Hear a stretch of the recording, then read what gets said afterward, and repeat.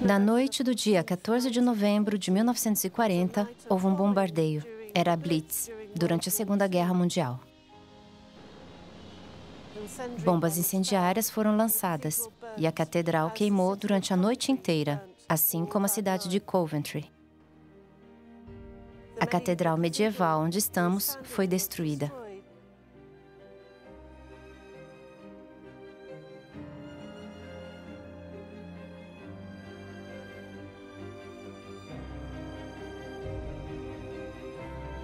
A cidade de Coventry se situa na região das Midlands Ocidentais, na Inglaterra, próxima a Birmingham. No começo da Segunda Guerra Mundial, ela era um dos mais importantes centros industriais do país, com muitas fábricas de armas. E foi por essa razão que o regime nazista decidiu, na guerra psicológica que ele travava com a Inglaterra, realizar uma série de incursões aéreas. Aquela do dia 14 de novembro de 1940 destruiu a maior parte do centro da cidade, incluindo a Catedral Histórica de São Miguel, e fez numerosas vítimas.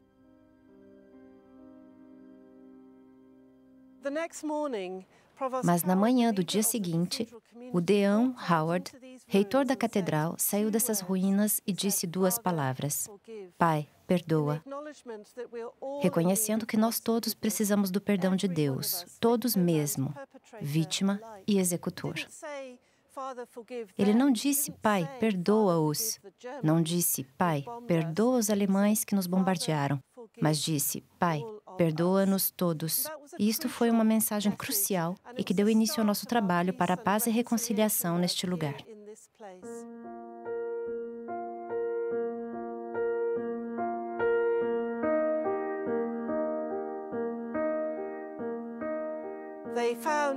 Eles encontraram duas vigas do telhado medieval que haviam caído na forma de uma cruz, e então pregaram-nas juntas na cruz que você vê atrás de si, no santuário da catedral destruída.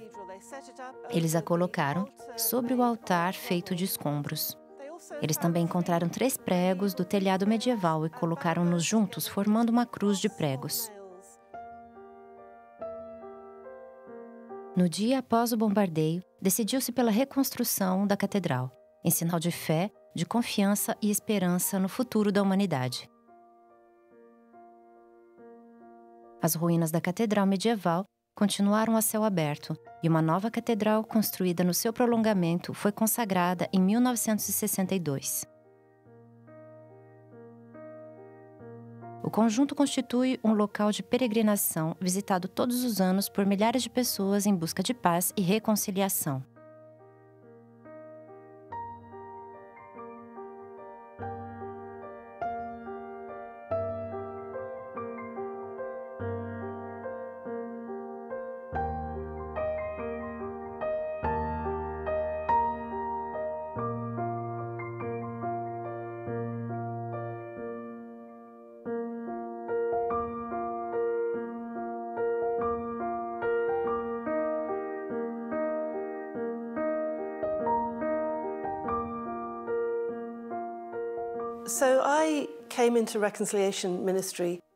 Eu vim ao Ministério de Reconciliação da mesma forma que muitos dos que são reconciliadores ou tentam sê-lo, seja vivendo esta reconciliação ou morando em um lugar de conflito.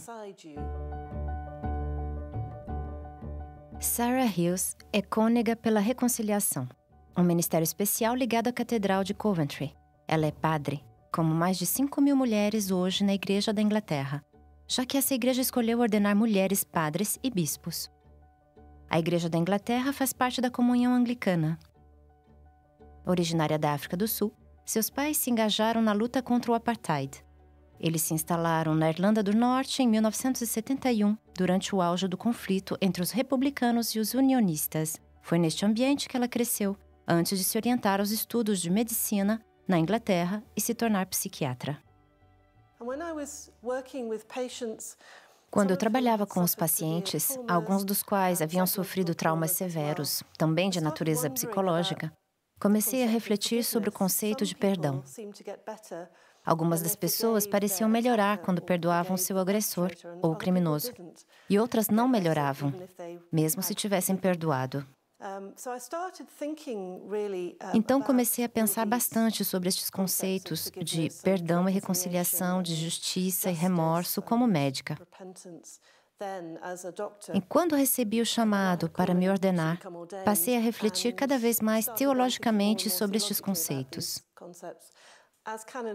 Como missionária pela reconciliação na Catedral de Coventry, eu guiei nosso ministério com meus colegas, o decano e meus outros colegas clérigos. Nós acreditamos que a reconciliação é o coração desta catedral. É o coração daquilo ao qual nós somos chamados, como cristãos, por meio da nossa missão, a missão que nos é dada em 2 Coríntios 5:18.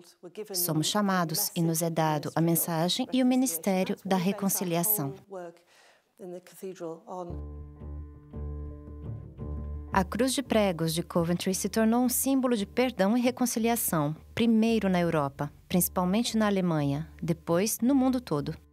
Justin Welby, arcebispo de Cantuária e primaz da Comunhão Anglicana, a escolheu como cruz peitoral, e foi essa cruz que ele ofereceu ao Papa Francisco, em 5 de outubro de 2016, durante o encontro em Roma, celebrando os 50 anos da reaproximação entre anglicanos e católicos.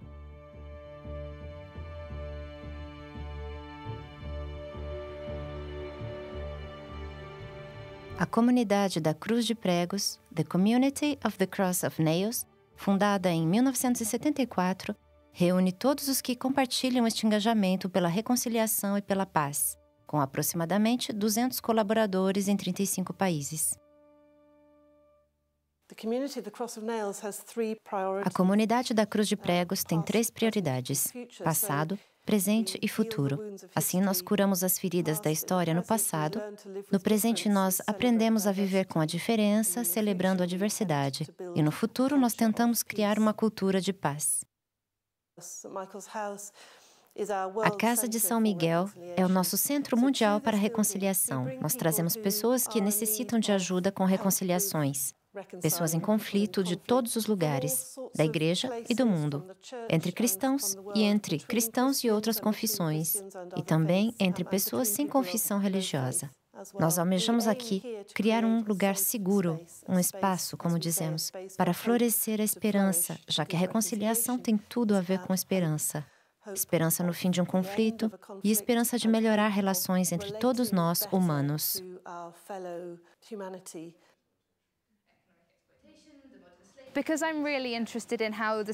Por me interessar em como histórias de conflitos são contadas e como lembramos de um conflito de um modo que seja mais benéfico que maléfico, a história de Coventry me interessou, pois eles passaram por um terrível evento, a destruição da catedral, o bombardeio, e transformaram tudo isso em algo belo pelo qual podemos unir as pessoas, que ainda, 50, 60, 70 anos após o conflito, estão sendo unidas por um modo de contar a história que traz reconciliação e cria a paz.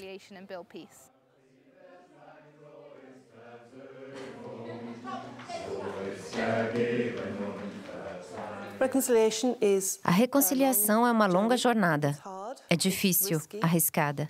Não se trata de sentar e ser legal com os outros. É uma jornada na qual não embarcamos facilmente, mas é nossa incumbência embarcar nessa jornada, pois se nós não o fizermos, o que acontece?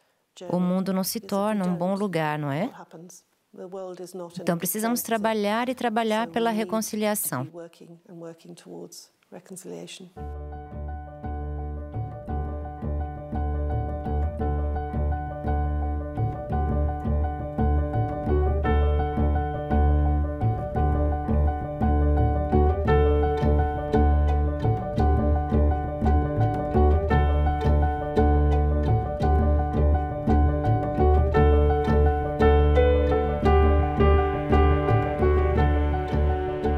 O reverendo Shane Parker é reitor da Catedral Anglicana de Ottawa, no Canadá. Ele vem a Coventry alguns meses após a publicação do relatório final da Comissão da Verdade e Reconciliação do Canadá, sobre os pensionatos indígenas. Essas escolas religiosas financiadas pelo Estado para receber crianças nativas, os autóctones, começaram no Canadá entre 1830 e 1969, tendo o último pensionato fechado em 1996. 150 mil crianças vindas das primeiras nações, mas também esquimós e mestiços, foram levadas a essas casas, quase sempre sem os consentimentos das famílias, com inúmeros casos de morte prematura e abusos físicos, emocionais e sexuais.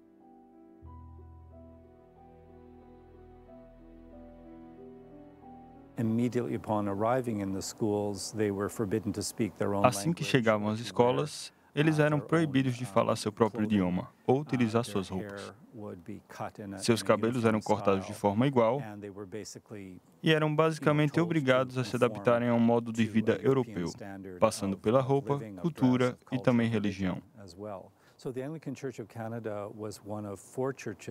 Assim, a Igreja Anglicana do Canadá foi uma das 4 igrejas que tocavam os pensionatos indígenas em nome do Estado. E a verdade só começou a aparecer quando nós, como igreja, nos permitimos ficar vulneráveis e não mais negar que essas experiências estavam acontecendo. Começamos a prestar atenção porque ouvimos as histórias de abuso, dor, sofrimento e alienação de cultura, etc.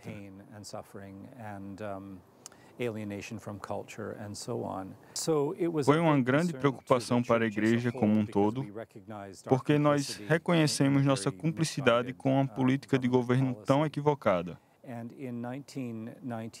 E, em 1992, o primaz do Canadá, arcebispo Michael Pearce, fez um pedido de desculpas formal às primeiras nações do Canadá, nos tornando a segunda igreja a fazê-lo. I am sorry more than I can say. Não posso expressar como lamento That we tried to remake you o fato de termos tentado transformá-los segundo nossa imagem, by taking from you privando-os de sua língua e dos fundamentos de sua identidade. and your signs of identity. I am sorry more than I can say. Não posso expressar como lamento That we were part of a system Há pessoas muito céticas sobre a Comissão da Verdade e Reconciliação, que não veem as escolas indígenas como inteiramente ruins. E disso, vemos que todos nós estamos em estágios diferentes nessa jornada.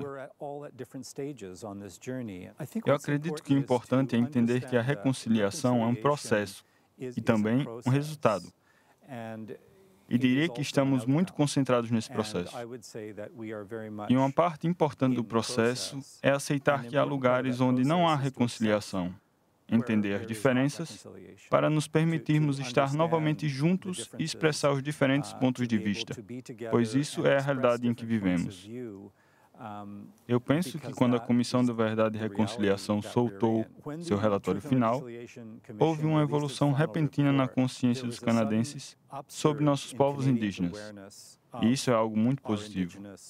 Canadenses de toda parte estavam ofendidos e desconfortáveis com o legado das escolas indígenas. Hoje, isso não é mais um segredo, e há uma maior consciência do ocorrido, o que eu acredito ser apreciado pelos povos indígenas do Canadá. Eles não encontram mais resistência ao contar sua história. Sentimos que a história foi contada, que é indiscutível.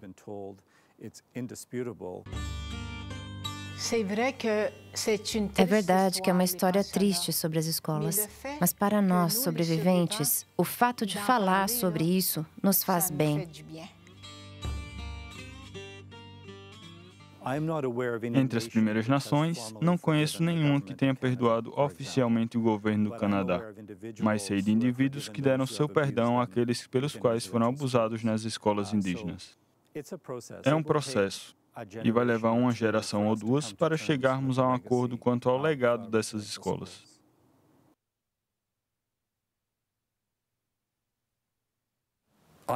Eu acredito que a reconciliação não é somente uma prioridade. A reconciliação é o Evangelho. A reconciliação é a missão de Deus na Terra. Deus reconciliou todas as coisas pelo Cristo. Os cristãos sempre responderam dizendo: amais o próximo nas situações de conflito. Mas a coisa mais radical que Jesus disse foi: amai seus inimigos. Não é somente nosso inimigo político ou nosso inimigo em uma briga. Isso se aplica também ao nosso inimigo teológico.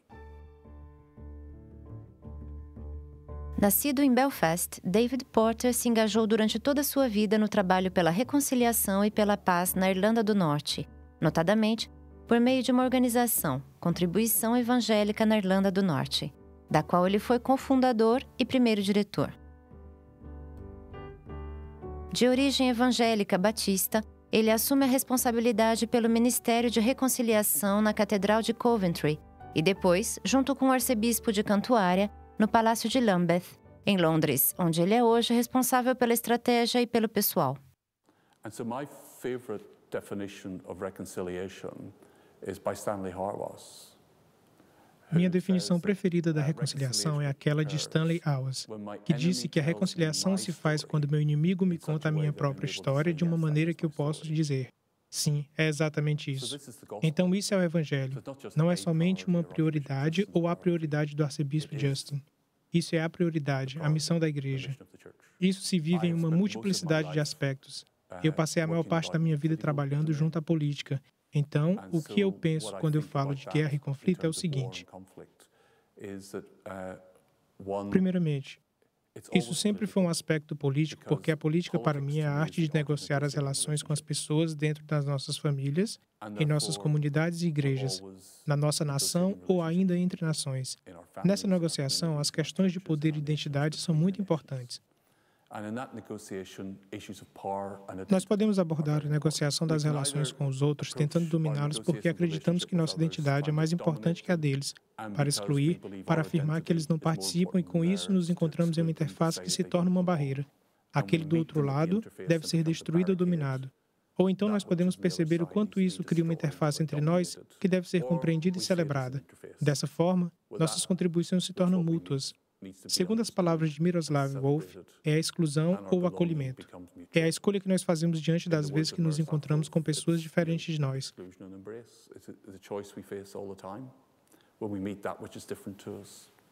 A segunda coisa é que a religião má não tome o lugar da boa. Nós, pessoas religiosas, não gostamos de escutar isso. Muito frequentemente, as respostas certas na religião são complexas, não podem se reduzir a uma explicação em uma conversa de 5 minutos ou em 10 palavras de efeito. A resposta é complexa. Nós vivemos em um mundo que não quer escutar a complexidade. Um mundo que reage aos slogans, a resposta fácil e que aceita a retórica religiosa que diz: eles são maus, nós somos bons. Então nós acreditamos que de alguma maneira o nosso lugar é especial, mais do que o lugar do outro. A próxima coisa é que nós acreditamos que somos mais especiais que você. Então somos o povo especial de Deus. Protestantes de Ulster, católicos irlandeses, você pode chamar como quiser.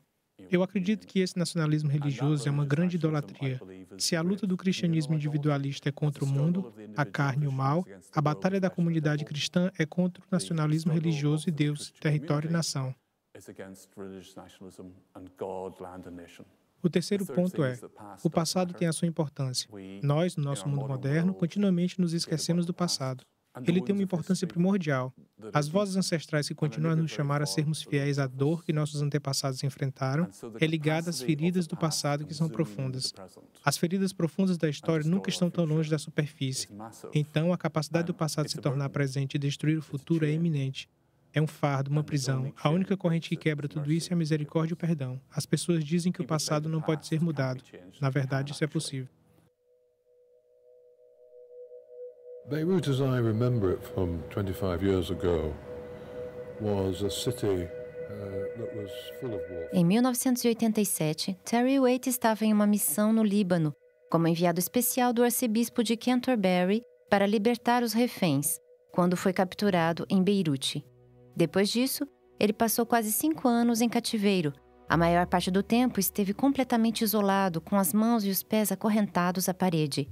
Em 2012, ele decide retornar ao Líbano, no lugar onde ele foi capturado, em um passo de reconciliação com aqueles que o tornaram refém.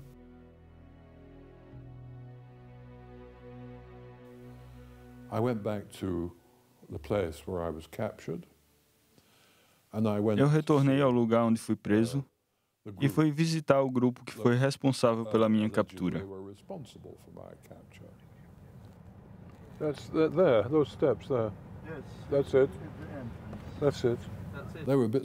Eles estavam surpresos em me ver. Muitos anos se passaram. Acho que eles estavam mais nervosos que eu. Eles haviam mudado. Claro que depois de todos esses anos, eles cresceram e se desenvolveram. E eu disse exatamente o que eu acabei de dizer. Eu disse a eles, eu gostaria de deixar esse episódio doloroso no passado e construir algo criativo a partir disso. E eles disseram, tudo bem, mas o que poderia ser? E eu disse, eu acabo de chegar da fronteira e vi refugiados passarem por lá. Eles sentem frio, estão com fome, eles perderam tudo. Ao menos vocês poderiam me dar combustível de aquecedor para dar a eles? Eles disseram, sim, nós podemos fazer isso.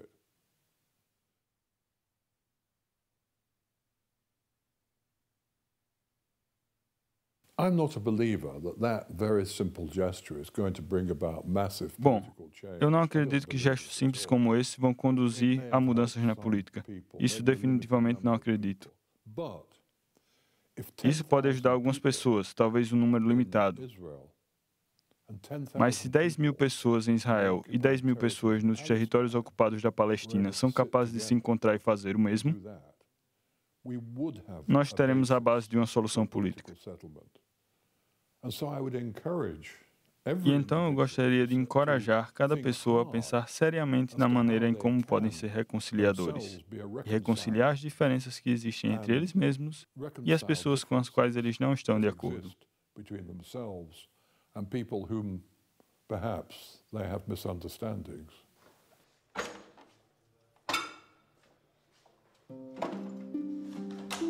Há 10 anos, Patrick Blight, escultor americano de origem irlandesa, teve uma experiência interior determinante na Catedral em Ruínas de Coventry, que inspirou uma das suas obras. O nome dessa obra é Reconciliação. São dois personagens se encontrando depois de um período de distanciamento. Isso simboliza para mim tudo o que é a reconciliação. Esse símbolo é pessoal. Minha filha e eu estivemos separados durante muito tempo e depois tivemos também um grande reencontro. De alguma forma, eu vejo o personagem branco representando a minha filha e a figura escura me representando. Ele parece mais velho. Não é assim tão bonito. Eu penso que há um toque muito pessoal nisso, mas também algumas conotações mais abrangentes. Eu gosto do fato do personagem branco ser jovem e bastante vigoroso. Eu penso que os contrastes são muito importantes e que seja algo que se deve tratar na reconciliação. Contrastes de opinião ou de pontos de vista em relação às dificuldades.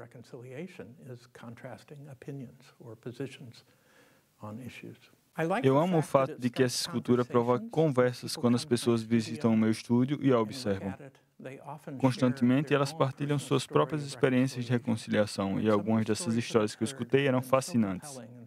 Tão marcantes que, de alguma forma, eu detesto ver essa peça indo embora daqui porque ela tem sido motivo de conversas muito construtivas. Mas eu me lembro de uma mulher mais velha que a olhou. Ela tinha aproximadamente 80 anos. E enquanto olhava o meu trabalho, ela falava sobre sua relação com sua filha e de como elas não se falavam há 30 anos. Ao sair, ela disse: "Eu vou ligar para minha filha." Eu acho que todo mundo tem uma história de reconciliação.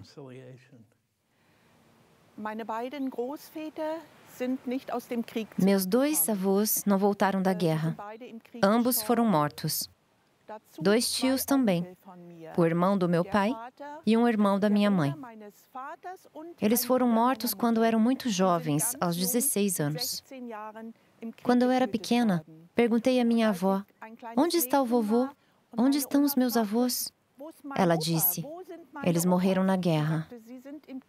Quando eu cresci, perguntei a ela: "Você não tem raiva de tudo isso? Não tem ódio pelo que aconteceu? Não quer se vingar?" As avós sempre respondem isso. Você deve rezar. Você deve acreditar. Deus está conosco e Ele nos ajuda. Há 10 anos, o meu próprio filho morreu de câncer. E somente depois disso, eu pude entender realmente o que significa perder um filho. Nesses 10 anos, eu não vivi. Foi como uma morte para mim. Essa viagem a Coventry é como voltar a viver. É prodigioso. É como um presente do céu.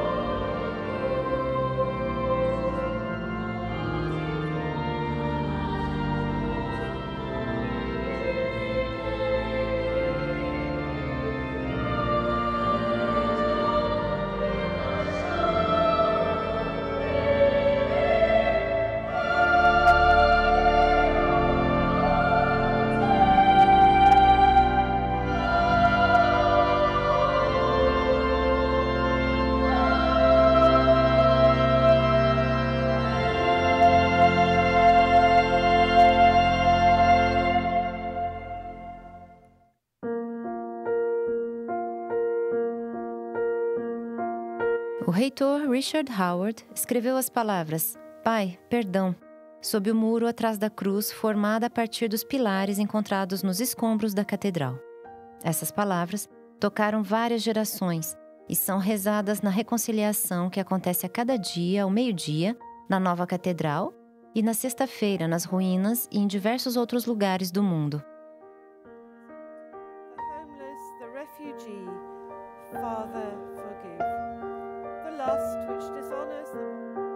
Essa liturgia da reconciliação, baseada nos 7 pecados capitais, se abre a essas palavras na carta aos Romanos. Todos pecaram e são privados da glória de Deus. É uma confissão universal e atemporal dos erros da humanidade. Mas esses pecados e essas fraquezas são vistas sob a luz do amor de Deus que a tudo perdoa.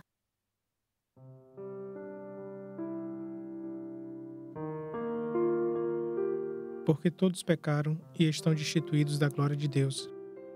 O ódio que divide nação de nação, raça de raça, classe de classe. Pai, perdoa-nos. Os desejos cobiçosos dos povos e nações de possuir o que não é seu. Pai, perdoa-nos. A ganância que explora o trabalho de mãos humanas e devasta a terra. Pai, perdoa-nos. A nossa inveja do bem-estar e da felicidade dos outros. Pai, perdoa-nos. Nossa indiferença ao sofrimento dos presos, os sem-teto, os refugiados. Pai, perdoa-nos. A concupiscência que desonra os corpos de homens, mulheres e crianças. Pai, perdoa-nos. O orgulho que nos leva a confiar em nós mesmos e não em Deus. Pai, perdoa-nos. Antes, sede uns para os outros benignos, misericordiosos, perdoando-vos uns aos outros, como também Deus vos perdoou em Cristo. Segunda carta de São Paulo aos Coríntios. Assim que, se alguém está em Cristo, nova criatura é. As coisas velhas já passaram, eis que tudo se fez novo. E tudo isso provém de Deus, que nos reconciliou consigo mesmo por Jesus Cristo e nos deu o ministério da reconciliação. Isto é, Deus estava em Cristo reconciliando consigo o mundo, não lhes imputando os seus pecados, e pôs em nós a palavra da reconciliação.